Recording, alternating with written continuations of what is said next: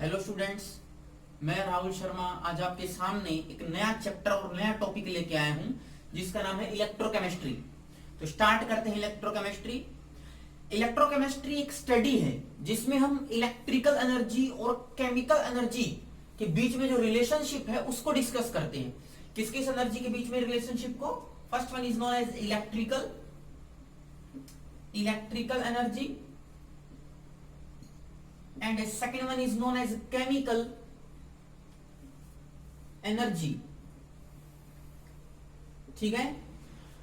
The branch of chemistry which deals with the study of conversion of electrical energy into chemical energy and chemical energy into electrical energy is known as electrochemistry। Electrochemistry एक branch है, study है, एक branch जिसमें हम electrical और chemical energy के आपस में कन्वर्जन या बोले इंटर कन्वर्जन को स्टडी करते हैं। तो दूसरी बात में या दूसरी डेफिनेशन अगर हम इसकी स्टडी करें तो हम क्या बोलेंगे? Electrochemistry is the branch of chemistry which deals with inter conversion of electrical energy and chemical energy. जो इन दोनों के एक दूसरे में कन्वर्ट होने की जो स्टडी है, it is known as electrochemistry. और केमिकल एनर्जी और इलेक्ट्रिकल एनर्जी को कन्वर्ट कराने के लिए, एक दूसरे में कन्वर्ट कराने के लिए आपको स्पेशल टाइप्स ऑफ सेल चाहिए होती है। जैसे देखो, अगर आपको केमिकल एनर्जी को इलेक्ट्रिकल एनर्जी में कन्वर्ट कराना है तो इस प्रोसेस के लिए जो आपको सेल चाहिएगा, it is known as electrochemical cell, right? Electrochemical cell बोलते हैं। और ऐसा सेल जो केमिकल एनर्जी को इलेक्ट्रिकल एनर्जी में कन्वर्ट करता है, it is known as electrolytic cell. उसको हम इलेक्ट्रोलिटिक सेल बोलते हैं। अब जैसे देखिए, केमिकल एनर्जी को इलेक्ट्रिकल एनर्जी में इलेक्ट्रोकेमिकल सेल कैसे कन्वर्ट करता है? आपके पास एक एसिड है HCl, उसमें आपने बेस डाला लाइक NaOH, दोनों को कंबाइन कराओगे तो क्या बनेगा? First one is salt, second is water, salt और वाटर बनेगा। And along this large amount of energy is produced. So acid और बेस दो केमिकल हैं, उन दोनों केमिकल्स को आपने कंबाइन कराया तो इस प्रोसेस में एनर्जी निकलती है। So this process is exothermic process. और ये जो एनर्जी निकली है, इस एनर्जी को अगर हम इलेक्ट्रिसिटी बनाने में इस्तेमाल करें तो देखो, मैंने केमिकल का इस्तेमाल करके केमिकल एनर्जी को किसमें कन्वर्ट किया? इलेक्ट्रिकल एनर्जी में कन्वर्ट किया है। सो इसमें जो सेल इस्तेमाल होगा, it is known as electrochemical cell. जैसे इस सेल का आप इस्तेमाल कहां करते हैं? आपकी रिस्ट वॉचेस में इस्तेमाल करते हैं, टॉर्च में इस्तेमाल करते हैं इसको। जो आप लेड स्टोरेज बैटरी होती है, इन्वर्टर में आपको इस्तेमाल में इसको किया जाता है। रिमोट जो टीवी वगैरह के होते हैं उसमें अगर आप इन सेल्स का इस्तेमाल करते हैं, इलेक्ट्रोकेमिकल सेल। केमिकल एनर्जी को किसमें एनर्जी में कन्वर्ट करते हैं? इलेक्ट्रिकल एनर्जी में कन्वर्ट करते हैं। ठीक है। So these are electrochemical cells. दूसरे जो प्रकार के सेल होते हैं इलेक्ट्रोलिटिक सेल, वो कौन से सेल होते हैं? एक्चुअल में इलेक्ट्रोलिटिक सेल्स ऐसे सेल्स होते हैं जो किसी कंपाउंड में से उसके एलिमेंट को एक्सट्रैक्ट करने में इस्तेमाल होते हैं। लाइक आपके पास वाटर है H2O, इस वाटर में से आपको इसके जो एलिमेंट्स है लाइक हाइड्रोजन, लाइक ऑक्सीजन, इनको अलग अलग करना है। आपके पास CuSO4 है, कॉपर सल्फेट, इसमें से आपको कॉपर एक्सट्रैक्ट कराना है। तो कंपाउंड में से एलिमेंट को एक्सट्रैक्ट कराने के लिए जो आप सेल इस्तेमाल करते हो, this type of cells are known as electrolytic cells बोलते हैं। ठीक है। और ये प्रोसेस होती कैसी है वो देखिए, कैसे ये प्रोसेस होती है। जैसे सपोज कीजिए कि आपके पास ये कंटेनर है और इस कंटेनर के अंदर आपने एक रोड ली है। This is road which is made of copper. ये कॉपर की रोड बनी हुई है। ठीक है। और इस कॉपर की रोड को आपने एक सॉल्यूशन में डिप किया है which is CuSO4 aqueous solution है कॉपर सल्फेट का। ठीक है। किसका सॉल्यूशन है? कॉपर सल्फेट का एक्वस सॉल्यूशन है और आपने इसमें कॉपर की रोड डिप की हुई है। सो इलेक्ट्रोलिटिक सेल में क्या होता है कि आप इस सेल के अंदर इलेक्ट्रिसिटी इंसर्ट करते हो क्या? इलेक्ट्रिसिटी। और इसमें क्या होगा, जो आपके पास जो कॉपर सल्फेट है एक्वस में, वो किस में टूटेगा? Cu2 प्लस में और SO4 माइनस, ये एक्वस कंडीशन में है। तो जो ये कॉपर 2 प्लस आयन है आपके पास, ये यहां से जब आप इसमें से इलेक्ट्रिसिटी इंटर करोगे, पोटेंशियल डिफरेंस लगा के इलेक्ट्रिसिटी इंसर्ट करोगे, तो वहां से वो 2 इलेक्ट्रॉन ले लेगा और कॉपर में कन्वर्ट हो जाएगा। And this process is known as reduction. इसको क्या बोलते हैं? रिडक्शन बोलते हैं। तो यहां से जो कॉपर 2+ आयन है वो कॉपर में कन्वर्ट होगा और इस धीरे धीरे इस कॉपर की रोड के ऊपर डिपॉजिट हो जाएगा। ठीक है, ये आप 10th क्लास में ही पढ़ते हो, कॉपर के ऊपर डिपॉजिट हो जाएगा। तो देखो इसमें क्या हुआ है कि जो कॉपर सल्फेट कंपाउंड था उसमें से मैंने कॉपर का एक्सट्रैक्शन किया है।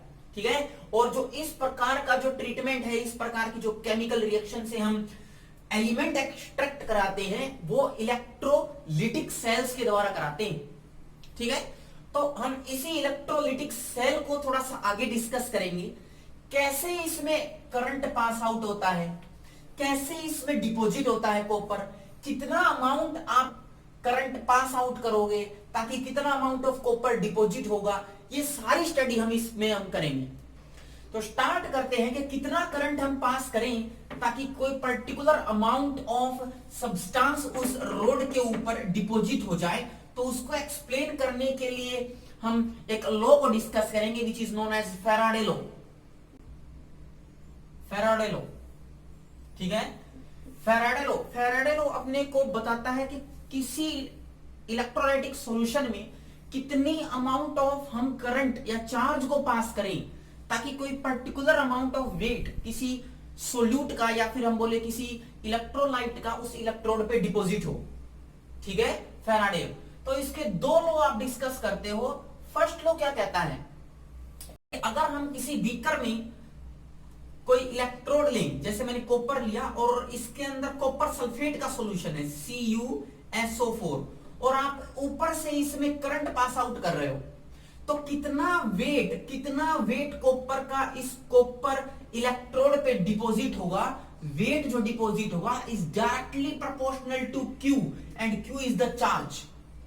कितना वेट कॉपर का उस इलेक्ट्रोड पे डिपॉजिट होगा वो डिपेंड करेगा कि कितना अमाउंट ऑफ चार्ज आप ऊपर से सप्लाई कर रहे हो, कितनी इलेक्ट्रिसिटी आप ऊपर से सप्लाई कर रहे हो। ठीक है, the weight of the substance which is deposited on the electrode is directly proportional to the amount of charge or electricity supplied onto that electrode. It is the first law of Faraday. So अगर आप इसको open up करेंगे, इस proportional sign को remove करेंगे तो W is equal to there will be a constant which is known as Z into Q. ये Z क्या है? Z is known as electrochemical. This is known as electrochemical equivalent. इसको हम electrochemical equivalent बोलते हैं। और ये इलेक्ट्रोकेमिकल इक्विवेलेंट क्या होता है? This Z is equal to equivalent weight of that element which is going to deposit on the electrode upon 96500 coulomb. This is charge 96500 coulomb which is charge and this is equivalent weight. और ये जो 96500 coulomb है इसको आप 1 Faraday भी बोलते हो। This is known as 1 Faraday charge नाम से जाना जाता है इसको। ठीक है, तो ये जो Z है it is equivalent weight upon 96500 coulomb 1 Faraday. इसको हम न्यूमेरिकल्स में डिस्कस करेंगे। अगर आप Q को देखो तो Q किसके इक्वल होता है? फिजिक्स में आप स्टडी करते हो, Q charge is equal to current I into time. ठीक है, करंट को आप एम्पियर में मेजर करते हो, टाइम को किसमें मेजर करते हो? सेकंड में। And this is W। और this is the first law of Faraday. कि अमाउंट ऑफ सब्सटेंस जितना आप डिपॉजिट करवाओगे वो किस पे डिपेंड करेगा? चार्ज पे। And charge is equal to I into T, current और टाइम कितना आप लगा रहे हो। जैसे इस पे एक दो न्यूमेरिकल करते हैं जिससे आपको थोड़ा सा आइडिया लगेगा कैसे आप इसको स्टडी करोगे। देखो, अगर आपके पास एक फर्स्ट न्यूमेरिकल मैं जैसे कराता हूं कि आप 1 मोल ऑफ एल्यूमिनियम 3+ है आपके पास, आयन में है। एल्यूमिनियम 3+ का मतलब सपोज कीजिए आपके पास AlCl3 है और आप उससे एल्यूमिनियम ऑब्टेन कराना चाहते हो, तो वो पूछ रहा है कि आपको कितना चार्ज लगाना पड़ेगा। तो आपको याद रखना चाहिए 1 मोल ऑफ एल्यूमिनियम, ठीक है, आयन है, Al3+ आयन है, AlCl3 में एल्यूमिनियम को कन्वर्ट कराना है, एल्यूमिनियम 3+ आयन को एल्यूमिनियम में। तो 1 मोल एल्यूमिनियम का जो वेट आएगा वो कितना होता है एल्यूमिनियम, इट इज 27। तो यहां वेट पे आप रखो 27 इजिकल टू जेड। जेड अभी बताया मैंने, equivalent weight upon 96500 into I और T, this is known as Q which is charge, वही तो हमें कैलकुलेट करना है। अब इक्विवेलेंट वेट, एल्यूमिनियम का इक्विवेलेंट वेट पता होना चाहिए, और इक्विवेलेंट वेट हम कैसे निकालते हैं, equivalent weight of a substance is equal to atomic weight, उसके एटॉमिक वेट अपॉन वैलेंसी के इक्वल होता है। जैसे इस केस में देखिए आप, एल्यूमिनियम का जो इक्विवेलेंट वेट आएगा उसके एटॉमिक वेट कितना होता है 27 अपॉन वैलेंसी, वैलेंसी का मतलब चार्ज कितना है, दिस इज 3, सो कितना आएगा 9, सो जो इक्विवेलेंट वेट आएगा 9 आएगा। तो आप वहां पर 9 रखिए और आंसर फाइंड आउट करो, देखो क्या आता है, it is 27 is equal to 9 upon 96500 and this is Q, ठीक है। ये यहां से 3 और इसको इधर लेके आओ, तो आंसर क्या आएगा 96500 into 3 is equal to Q. और मैंने अभी बताया ये वैल्यू 96500 चार्ज क्यू किसके इक्वल होती है, it is known as 1 Faraday into 3 is equal to 3 Faraday which is equal to Q. So आपको इस 1 mole of aluminium 3 plus ion को एल्यूमिनियम में कन्वर्ट कराने के लिए 3 फैराडे चार्ज चाहिएगा। अगर आपको कोई बोले कि आपको 2 मोल को कन्वर्ट कराना है तो कितना चाहिएगा, इसका डबल, कितना चाहिएगा इसका डबल 6 फैराडे। 3 मोल को कन्वर्ट कराना है इसका 3 टाइम्स। अगर इसके हाफ मोल को कन्वर्ट कराना है, हाफ मोल को, तो कितना आएगा 3/2 दैट इज 1.5 फैराडे। ठीक है, एक क्वेश्चन और न्यूमेरिकल करते हैं जिससे कॉन्सेप्ट आपको और क्लियर होगा। एक क्वेश्चन और देखिए, जैसे सपोज कीजिए कि आपके पास कॉपर है, 1 मोल है, 1 mole of copper 2 plus ion है और आपको इसमें कन्वर्ट कराना है कॉपर के अंदर। ठीक है, तो आपको पता होना चाहिए कि W weight for the 1 mole of copper is 63.5, इतना होता है। तो आप यहां रखो 63.5 इज इक्वल टू Z किसके इक्वल आएगा, equivalent weight upon 96500 and into this is Q। अब इक्विवेलेंट वेट कॉपर का, इक्विवेलेंट वेट कितना आएगा कॉपर का, equivalent weight atomic weight upon valency, atomic weight 63.5, valency charge कितना है 2, तो इसकी वैल्यू उठा करके आप वहां रख दीजिए। So it is 63.5 is equal to equivalent weight 63.5 by 2। ये मेरे पास 96500 है, मैं इसको 1 फैराडे के इक्वल लिख सकता हूं। So 1 Faraday and this is Q। 63 से 63 कैंसिल, तो जो Q आएगा is equal to 2 Faraday, 2 Faraday के इक्वल आएगा। ठीक है, तो आपको बुक्स के अंदर ये पूरी की पूरी प्रोसीजर है, ये पूरा का पूरा सॉल्यूशन है, इस तरह से आप निकाल सकते हैं, आपको बुक्स में मिलेगा। लेकिन एक तरीका शॉर्टकट है जिसको मैं आपको बताऊंगा कि आप जल्दी निकाल पाओगे, क्योंकि कई सब्सटेंस ऐसे होते हैं जिनका इक्विवेलेंट वेट आपको कैलकुलेट करना नहीं आता। आप ये पूरा फॉर्मूला निकालोगे, ड्राइव करोगे, प्रॉब्लम आएगी। तो एक छोटी सी ट्रिक बताता हूं जिससे आपको लर्न करने में आसानी रहेगी। देखो कैसे, जैसे इस क्वेश्चन में 1 मोल ऑफ कॉपर से कॉपर 2 प्लस से कॉपर बनाना है, तो आप ऑक्सीडेशन स्टेट निकाल लीजिए। कॉपर 2 प्लस में ऑक्सीडेशन स्टेट कितनी है +2, कॉपर एलिमेंट्री स्टेट में है, कितनी आएगी 0। तो कितने का चार्ज का ट्रांसफर हो रहा है 2 का, तो 1 मोल के लिए कितनी फैराडे चाहिएगी, सिंपल 2 फैराडे। ठीक है, जैसे इससे पहले वाला मैंने क्वेश्चन कराया उसमें मैंने बोला था कि 1 mole of aluminium 3 plus ion को कन्वर्ट कराना है एल्यूमिनियम में।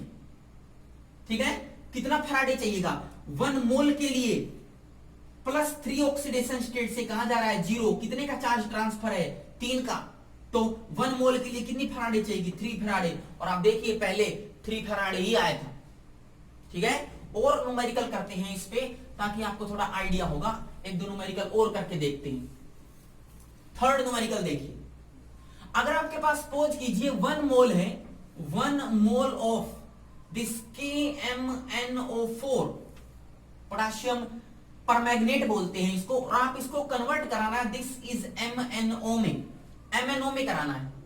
And this process is known as reduction. KMnO4 से MnO बनाना है, और इसमें पूछेगा कि आप बताओ कि कितना चार्ज चाहिएगा, तब तो आपको इक्विवेलेंट वेट आता नहीं, तो आप कैसे करोगे, ऑक्सीडेशन स्टेट निकालिए। कैसे, Mn की ऑक्सीडेशन स्टेट कितनी है, कितनी है इसमें, दिस इज +7, यहां पर कितनी है, this is -2, then this is +2, कितनी आएगी, +2। कितने का ट्रांसफर हो रहा है, दिस इज 5 का ट्रांसफर हो रहा है। तो 1 मोल के लिए कितनी फैराडे चाहिएगी, 5 फैराडे। सिंपल, कुछ करना ही नहीं है। ठीक है, एक और क्वेश्चन करके देखते हैं, फोर्थ, जिससे आपको थोड़ा सा और आइडिया होगा। फोर्थ क्वेश्चन देखिए, आपको 1 मोल ऑफ वाटर दिया हुआ है H2 और इसका ऑक्सीडेशन कराना है। क्वेश्चन दिया हुआ है कि how much amount of charge will be required for the complete oxidation of 1 mole of water. तो आपको पता होना चाहिए कि वाटर जब ऑक्सीडेशन होगा, वाटर का जब ऑक्सीडेशन होगा तो क्या बनाएगा, हाइड्रोजन बनाएगा प्लस क्या बनाएगा, ऑक्सीजन बनाएगा। ठीक है, तो यहां पर ऑक्सीजन की जो आप ऑक्सीडेशन स्टेट निकालोगे क्या आएगी, -2। ऑक्सीजन एलिमेंट्री स्टेट में है 0, कितने का ट्रांसफर हुआ, 2 का। तो 1 मोल के लिए कितने फैराडे चाहिएगा, फॉर द 1 मोल कितना आंसर आएगा, 2 फैराडे आएगा। कुछ भी नहीं किया, नो इक्विवेलेंट वेट, कुछ नहीं चाहिए, नो जेड, कुछ भी नहीं चाहिए, आपको सिर्फ चार्ज का ट्रांसफर आना चाहिए।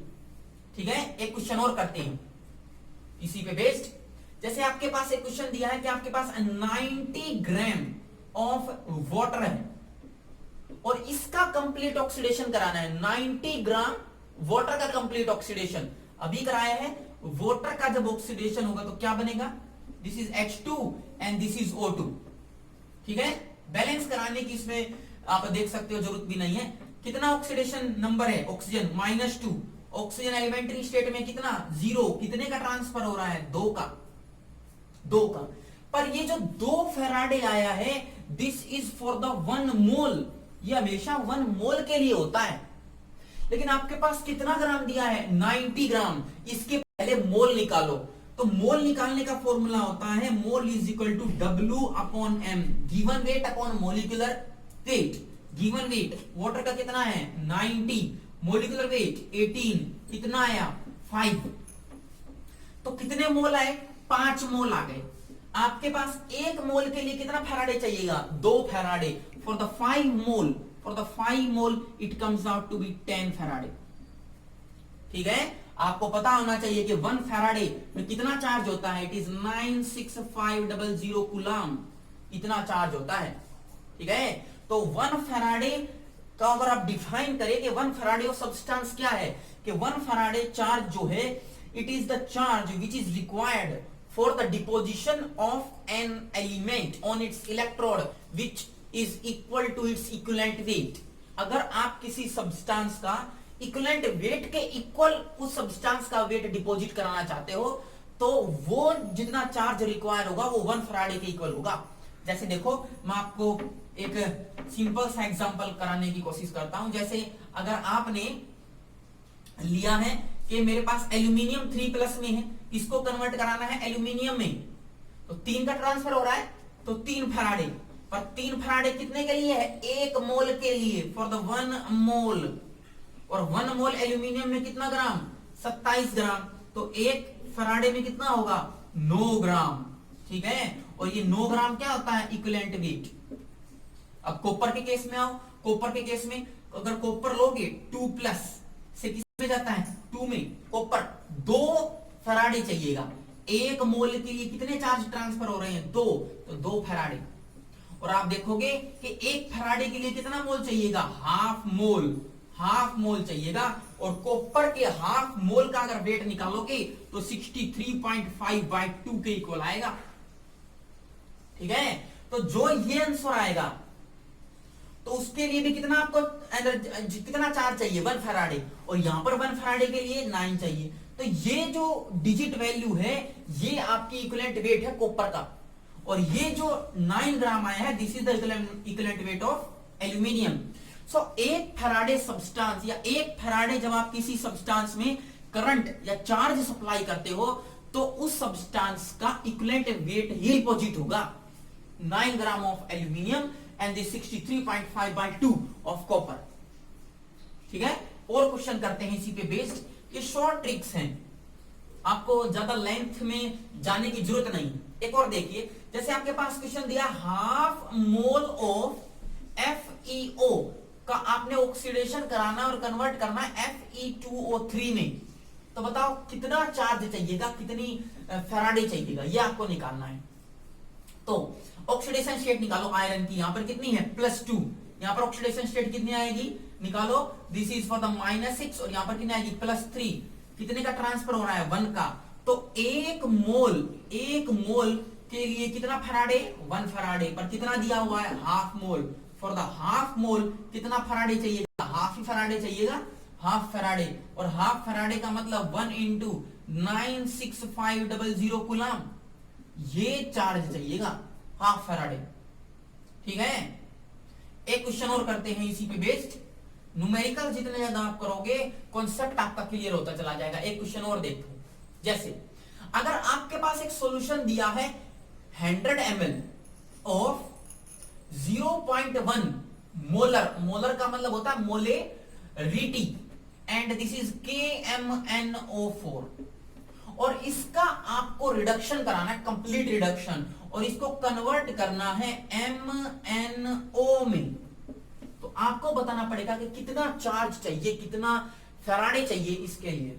मोल नहीं दिए, इस बार मोल नहीं दिए, 100 ml वॉल्यूम दे दी है एंड दिस इज 0.1 मोलरिटी दे दी है, मोल नहीं दिए, आपको ये वैल्यू दी हुई है, कितना चार्ज का ट्रांसफर है, KMnO4 की ऑक्सीडेशन स्टेट Mn की +7, Mn कितना आएगा, Mn की ऑक्सीडेशन स्टेट +2, कितने का ट्रांसफर हो रहा है 5 का, इसका मतलब 5 फैराडे चाहिए, कितने के लिए 1 मोल डिपॉजिट कराने के लिए 5 फैराडे चाहिए, पर यहां पर मेरे को पता ही नहीं कितने मोल है, मेरे को मोल निकालने पड़ेंगे। कैसे, मोलरिटी का फॉर्मूला देखो, molarity is equal to number of mole per unit volume, ठीक है, ml में, और इनटू में क्या कर दोगे 1000, यही तो मोलरिटी का फॉर्मूला होता है।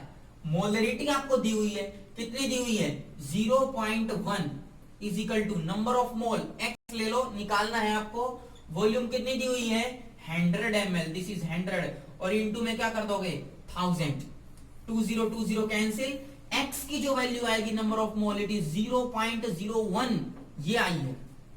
ठीक है, आपके पास मोल जो आए वो 0.01 आए हैं, तो देखो एक मोल के लिए कितना फैराडे चाहिए 5 फैराडे, अगर आपके पास नंबर ऑफ मोल 0.01 होंगे तो कितने फैराडे चाहिएंगे, बिल्कुल इजी है। कैसे 1 मोल के लिए आपको चाहिए 5 फैराडे, एंड 0.01 मोल के लिए कितना चाहिएगा 0.0 फैराडे, सिंपल, और फैराडे जो चार्ज है इट इज 96500 कूलम, सिंपल।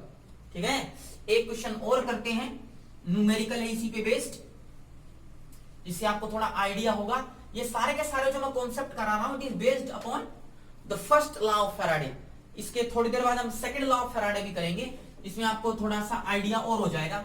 ठीक है, तो हम स्टार्ट करते हैं, एक क्वेश्चन और देखिए, जैसे आपके पास कॉपर सल्फेट है CuSO4, इस कॉपर सल्फेट को आपको कॉपर में कन्वर्ट कराना है, आपके पास कॉपर सल्फेट है CuSO4 और आपको इसको कॉपर सल्फेट में कन्वर्ट कराना है, और आपने इस इक्वेशन में जो करंट दिया है I it is equal to 2 ampere, 2 ampere current दिया है। ठीक है, और कितने टाइम के लिए, फॉर द 30 मिनट, 30 मिनट के लिए, आधे घंटे के लिए आपने इलेक्ट्रिसिटी प्रोवाइड कराई है, 2 एम्पियर करंट प्रोवाइड कराए हैं, तो आपसे पूछेगा कि कितना कॉपर बनेगा फ्रॉम कॉपर सल्फेट, कैसे करोगे, वेट आपको निकालना है, वेट आपको कैलकुलेट करना है।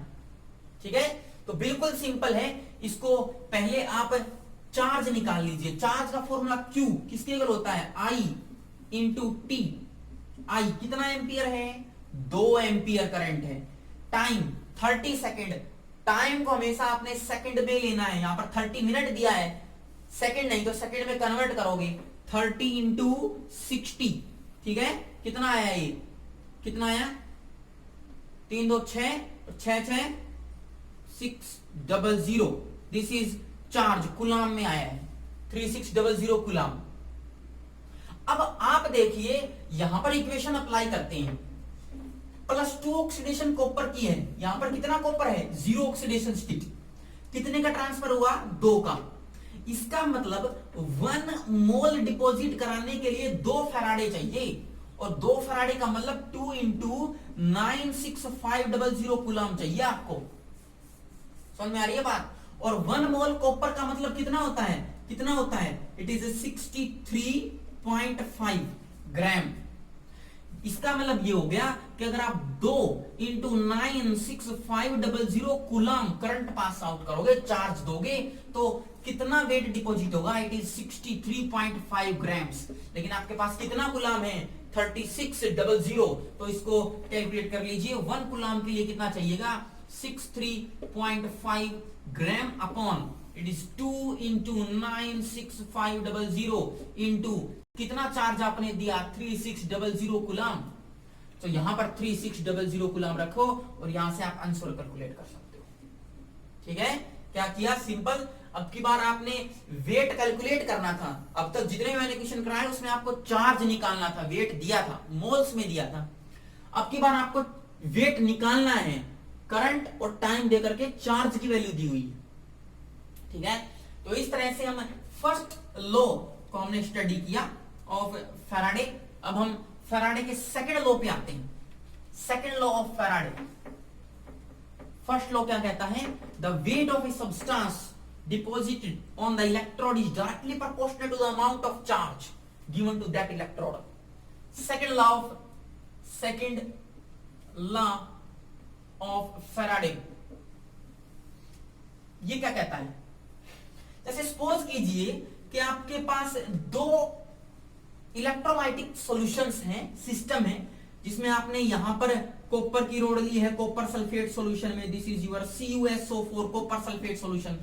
इसी तरह आपने यहां पर सिल्वर की रोड ले ली, दिस इज Ag, और यहां पर आपने AgNO3 सिल्वर नाइट्रेट का सॉल्यूशन ले लिया और दोनों को एक ही वायर से कनेक्ट करा दिया, लाइक दिस, एक ही वायर से कनेक्ट करा रहा हूं मैं, and both this electrodes and electrolytic solutions are connected in series।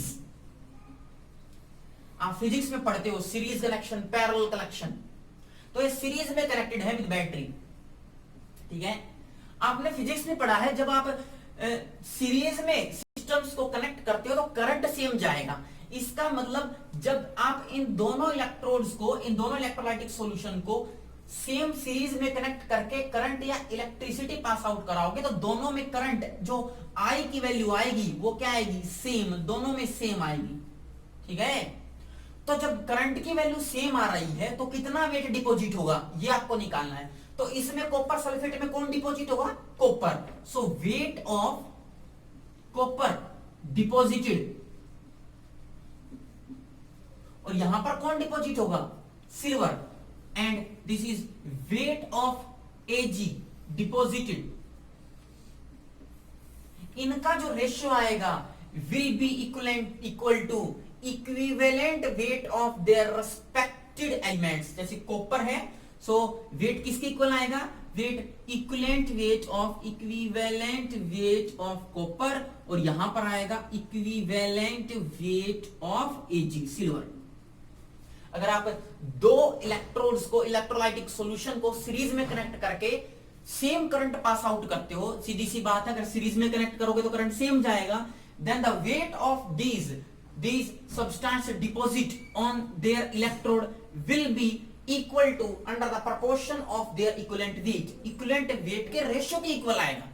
जैसे कॉपर का अगर आप इक्विवेलेंट वेट निकालो और सिल्वर का इक्विवेलेंट वेट निकालो, जैसे कॉपर का आप निकालोगे तो कितना आएगा, 63.5/2 एटॉमिक वेट अपॉन 2, और सिल्वर चार्ज वैलेंसी 1 ही है, सो इट इज 107.8 इतना आएगा अप्रोक्सीमेट।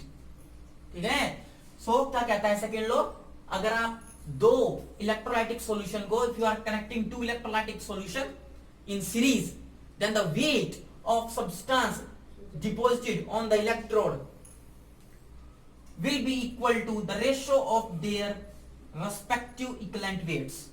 ठीक है, इक्विवेलेंट वेट के रेशियो के इक्वल आएगा ये इक्विवेलेंट वेट। कॉपर कितना डिपॉजिट होगा उसके इक्विवेलेंट वेट की, और जो सिल्वर होगा वो उसके इक्विवेलेंट वेट के, तो इनका जो रेशियो है वो आप कैलकुलेट कर सकते हो। जैसे इस पे एक क्वेश्चन करते हैं न्यूमेरिकल, आपको बेटर तरीके से समझ में आएगा। ये न्यूमेरिकल देखिए आप, जैसे आपके पास 2 सॉल्यूशन है, एक में मैंने इसी तरह से AgNO3 लिया है, AgNO3 सॉल्यूशन, ठीक है। और दूसरे में आपने कौन सा सॉल्यूशन लिया है, this is copper sulphate solution, और दोनों को आपने सीरीज में कनेक्ट किया है। तो क्वेश्चन में क्या क्या आपको दिया हुआ है कि आपको करंट जो दोनों सॉल्यूशन में जाएगा वो सेम जाएगा, करंट दिया हुआ है एम्पियर में, it is 2.5 ampere. Current series में सेम जाता है तो यहां पर भी करंट आई कितना आएगा, 2.5 एम्पियर। ठीक है। नेक्स्ट जो है इसका वेट आपको दिया हुआ है कि जब इस सिल्वर में, यहां से सपोज कीजिए आपने वायर से कनेक्ट किया, यहां पर जो करंट गया, यहां पर करंट गया, दोनों में सेम गया 2.5। तो सिल्वर नाइट्रेट से जो सिल्वर डिपॉजिट होगा वो कितना होगा, वो कितना आएगा, वो आपको दिया हुआ है, and it is equal to 1.078 gram, ये आपको दिया हुआ है। और आपको ये निकालना है कि इसका वेट, इस कॉपर का कितना वेट डिपॉजिट होगा, ये निकालना है। सेकंड, इसके अंदर कितना टाइम लगेगा डिपॉजिट होने में, वो भी आपको कैलकुलेट करना है। तो पहले हम इसके लिए निकाल लेते हैं, उसके लिए बाद में कर लेंगे। ठीक है। तो आप क्वेश्चन कीजिए, देखो कैसे, आपको पता है कि आई इतना है, टाइम निकालना है, तो वेट कि कितना कितना आप निकाल पाओगे। देखो 1, अगर आपके पास Ag का 1 मोल डिपॉजिट कराना है तो कितना फैराडे देना पड़ेगा, AgNO3 से, AgNO3 से आपने Ag बनाया, AgNO3 में Ag पे चार्ज कितना आएगा, 1 + 1, यहां पर कितना आएगा 0, तो कितना फैराडे चाहिएगा, 1 फैराडे। तो 1 मोल Ag के लिए कितना फैराडे चाहिए, 1 फैराडे। सिंपल है, 1 फैराडे। और 1 फैराडे में डिपॉजिट कितना होगा, कितना डिपॉजिट होगा 1 फैराडे में, 1 मोल के इक्वल। और 1 मोल का मतलब कितना ग्राम, 1 मोल ऑफ Ag का मतलब 107.8 ग्राम। ठीक है। पर इधर देखो, इधर डिपॉजिट कितना हो रहा है, डिपॉजिट हो रहा है 1.078 ग्राम, 1.078 ग्राम। तो इतने ग्राम को डिपॉजिट कराने के लिए 1 फैराडे चाहिए, तो आपको 1.078 ग्राम के लिए कितना चाहिएगा, कितना चाहिएगा, 1 Faraday upon 100, and it comes out to be 96500 upon 100 which is equal to 965। This is Q, इतना आपको चार्ज चाहिएगा, ये आपके पास Q की वैल्यू आई है, Q इज इक्वल टू 965। और Q किसके इक्वल होता है, I इंटू T, I आपको दिया हुआ है 2.5, तो 965 is equal to 2.5 into T। तो यहां से आपके पास I की वैल्यू, T की, टाइम की वैल्यू आ जाएगी सेकंड में 965 अपॉन 2.5। ठीक है। तो यहां से T की वैल्यू मेरे पास, टाइम आ गया, कितना आ गया, कितना आ गया, इट इज 965 बाई 2.5। ये आपने इसके लिए सोल्व किया है। अब इसका वेट निकालते हैं। अब आपको पता है कि both the electrolytic solutions are connected in series, series में जाओगे तो करंट सेम आएगा, और दोनों में सेम टाइम के लिए मैंने करंट पास आउट किया है। तो जब आपके पास आई सेम है, टाइम भी सेम है, तो क्यू भी क्या आएगा, सेम। तो यहां पर जितना क्यू पास आउट हुआ था, कितना 0.01 फैराडे, उतना ही वहां पर पास होगा, कितना 0.01 फैराडे आपके पास क्यू आ गया है। ठीक है। जब आप कॉपर के केस में निकालते हो, कॉपर के केस में, तो आपको पता है कि CuSO4 से जब Cu बनेगा तो +2 ऑक्सीडेशन स्टेट से कितना जाएगा, 0 में। तो 1 मोल कॉपर के लिए कितना फैराडे चाहिए है, 2 फैराडे चाहिए। 1 मोल कॉपर के लिए कितना फैराडे चाहिए, 2 फैराडे। इसका मतलब जब आप 2 फैराडे डालोगे तो 1 मोल डिपॉजिट होगा। 1 मोल का मतलब 63.5 ग्राम, कब, 2 फैराडे में। और 2 फैराडे का मतलब क्या है, 2 फैराडे से इतना वेट डिपॉजिट हो रहा है, और आपके पास चार्ज कितना है, 0.01 फैराडे, ये चार्ज गया है। तो कैलकुलेट कर लो, 0.01 फैराडे के लिए कितना आएगा, it is 63.5 upon it is 2 into 0.01। ठीक है। And this comes out to be weight in gram for the copper, कितना वेट डिपॉजिट होगा, बिल्कुल इजीली कैलकुलेट कर सकते हैं। तो ये जो क्वेश्चंस हैं इनको आप इजीली कीजिए। एक क्वेश्चन और करते हैं जो कि इंपॉर्टेंट है, डेंसिटी से रिलेटेड आपको देता है वो, और वो फर्स्ट लॉ ऑफ फैराडे पे बेस्ड है। ये सेकंड लॉ ऑफ फैराडे है जो कि आपको इक्विवेलेंट वेट की कंपोजिशन और रेशियो के बारे में बताता है, क्योंकि इसमें सीरीज में कनेक्टेड होते हैं इलेक्ट्रोलाइटिक सॉल्यूशन, तो सेम करंट जाएगा। जैसे आप एक सॉल्यूशन डिस्कस कीजिए जिसमें आप सिल्वर AgNO3 लेते हो, तो जब इसका इलेक्ट्रोलाइटिक सॉल्यूशन लोगे तो कौन डिपॉजिट होगा? Ag, सिल्वर, सीधी सी बात है। +1 ऑक्सीडेशन स्टेट से कितना जाएगा? 0 में। कितने का ट्रांसफर हो रहा है? 1। कितना फैराडे चाहिएगा? 1 फैराडे। कितने के लिए? फॉर द 1 मोल। इसका मतलब 1 मोल के लिए कितना चाहिए? 1 फैराडे। इस सॉल्यूशन में आपको क्या पूछा गया है मैं बताता हूं आपके पास। ये आपके पास एक इलेक्ट्रोलाइटिक सॉल्यूशन है जिसमें ये AgNO3 आपको दिया है। ये आपके पास Ag सिल्वर की रोड है। ये पूछ रहा है कि जब आप इलेक्ट्रिसिटी पास आउट करोगे तो आपको उसने करंट दिया हुआ है I की जो वैल्यू दी है इट इज 0.2 एम्पियर। ये आपको करंट दिया हुआ है। टाइम भी दिया हुआ कि 3 आवर्स, 3 घंटे के लिए आप करंट पास आउट कर रहे हो। तो ये नहीं पूछ रहा वो कि कितना वेट डिपॉजिट होगा, वो ये पूछ रहा है कि इसके ऊपर जब वो वेट डिपॉजिट होगा तो इसकी थिकनेस बढ़ जाएगी, इसकी मोटाई बढ़ जाएगी। तो इसकी जो थिकनेस बढ़ी है वो आपको निकालनी है, वो आपको निकालनी है। और दी हुई है आपको व्हाट? इसकी डेंसिटी। इसकी डेंसिटी में जो चेंज आया है वो दी हुई है and it is equal to 10.47 gram per centimetre cube. ये आपको इसकी डेंसिटी दी हुई है। ठीक है, तो कैसे आप निकालोगे? सबसे पहले तो आप इसका वेट निकालोगे, कितना वेट डिपॉजिट होगा। तो हम क्या निकालेंगे? क्यू निकालते हैं। चार्ज क्यू किसके इक्वल आएगा? Q is equal to I into T. 0.2 time जो है वो आवर्स में दिया हुआ है, इसको सेकंड में कन्वर्ट कीजिए। 3 into 60 into 60 and it is equal to what? ये यहां से हटाओ, नीचे 10 लगाओ, ये कैंसिल 10, तो कितना आएगा? It is 6 into 6 into 6। ठीक है, and 0, so it comes out to be 36 into 60। कुछ इतना आएगा चार्ज Q। ठीक है, और आपको पता है कि सिल्वर में 1 फैराडे चाहिए 1 मोल के लिए। और 1 मोल का मतलब क्या होता है? 1 मोल का मतलब 107.8 ग्राम। जब आप डिपॉजिट कराओगे तो आपके पास 1 फैराडे जाएगा, 96500 कूलाम जाएगा, 1 फैराडे जाएगा। ठीक है, कितना करंट पास आउट किया आपने? कितना चार्ज लगाया? कितना चार्ज लगाया आपने? This is charge 1 Faraday. 1 Faraday के लिए इतना ग्राम डिपॉजिट होगा। ठीक है, लेकिन आपने कितना चार्ज लगाया है कूलाम में? It is 36 into 60 charge. तो देखो कितना वेट डिपॉजिट होगा, कितना वेट डिपॉजिट होगा वो आपको निकालना है। तो कैसे करोगे? सो जब 96500 कूलाम में इतना वेट डिपॉजिट हो रहा है तो 96500 में वेट डिपॉजिट हुआ कितना? 107.8 ग्राम। This is gram. तो 36 इंटू 60 कूलाम में कितना होगा? It is 107.8 grams upon this is 36 into 60 coulomb. ठीक है, दिस इज कूलाम। ये आपके पास क्या आया है? वेट आ गया, सिल्वर का वेट ऑफ Ag, सिल्वर का वेट आ गया। डेंसिटी दी हुई है आपको। डेंसिटी का यूज कैसे करोगे वो देखो। डेंसिटी किसके इक्वल होती है? D, मास पर यूनिट वॉल्यूम। डेंसिटी दी हुई है इट इज 10.47।